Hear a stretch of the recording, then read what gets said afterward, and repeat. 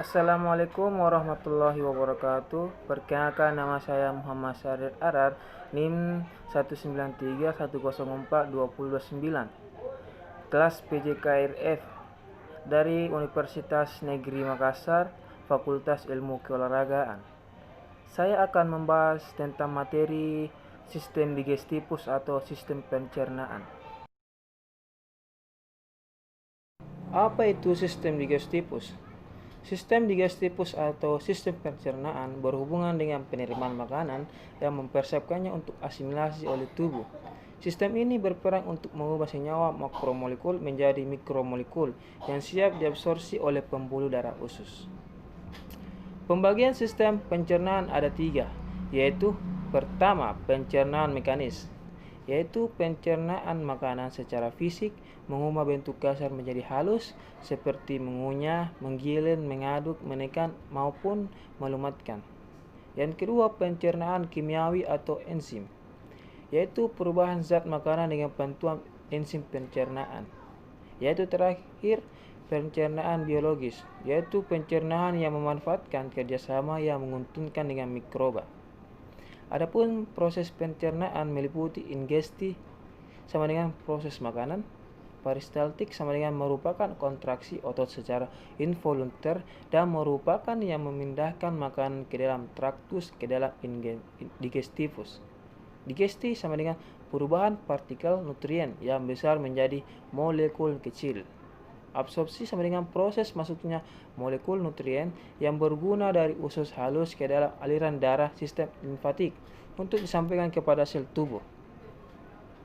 Defekasi sama dengan proses mengeluarkan bahan makanan yang tidak dicerna dan tidak diabsorpsi menjadi bahan buangan padat.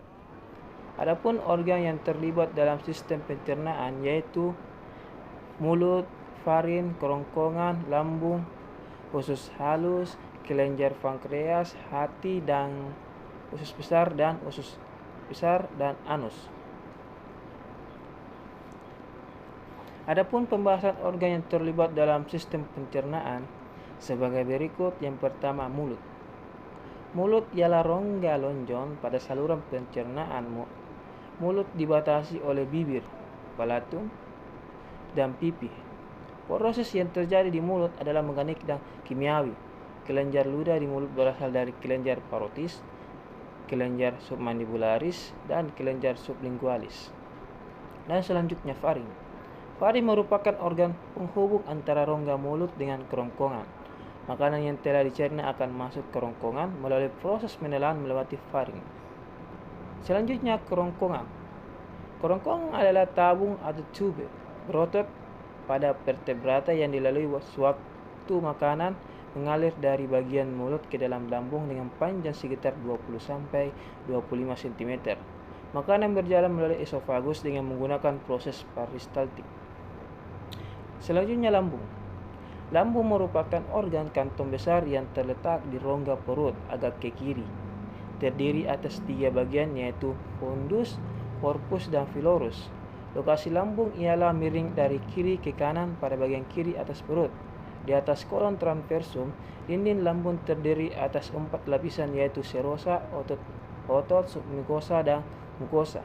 Adapun fungsi lambung menyimpan makanan, untuk mencerna makanan, untuk membunuh mikroorganisme yang berbahaya, membantu penyerapan vitamin B12, mengontrol hormon, dan untuk meredam bahaya asam lambung.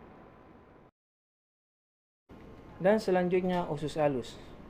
Usus halus merupakan saluran panjang sekitar 8,25 meter dan dibagi menjadi 3 bagian utama, yaitu yang pertama, duodenum atau usus 12 jari, yang panjangnya sekitar 25 cm atau 0,25 meter.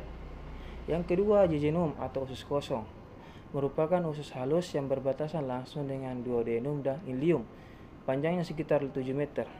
Yang ketiga, ileum atau usus penyerapan, merupakan usus halus berbatasan dengan dan intestinum crensum, dan disinilah penyerapan sari-sari makanan panjangnya sekitar 1 meter.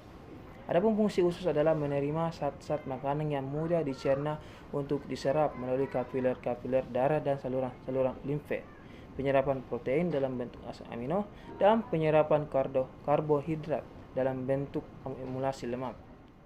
Selanjutnya, kelenjar pankreas.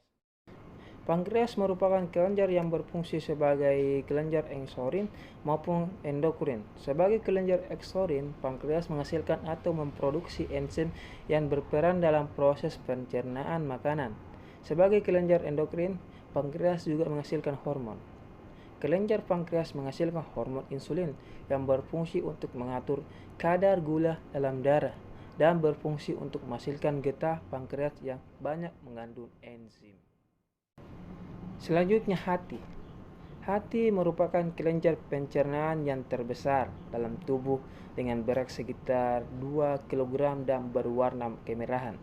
Terletak di dalam rongga perut sebelah kanan di bawah sekat rongga dada, menghasilkan cairan empedu yang ditampung dalam kantong empedu. Selanjutnya usus besar. Usus besar merupakan saluran panjang dengan permukaan dinding yang mengalami penyempitan dan penonjolan, serta merupakan terusan dari usus halus. Panjang usus besar kurang lebih 1,5 meter dengan lebar 5-6 cm. Bagian-bagian usus besar yaitu kekum, usus buntu, dan kolon. Dan yang terakhir anus.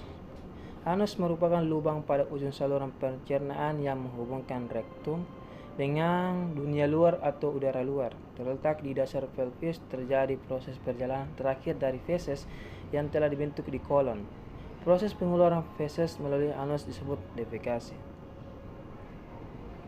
Mungkin cuma itu yang bisa saya sampaikan. Mohon dan kurangnya mohon dimaafkan. Wabillahi taufik wal hidayat. Wassalamualaikum warahmatullahi wabarakatuh.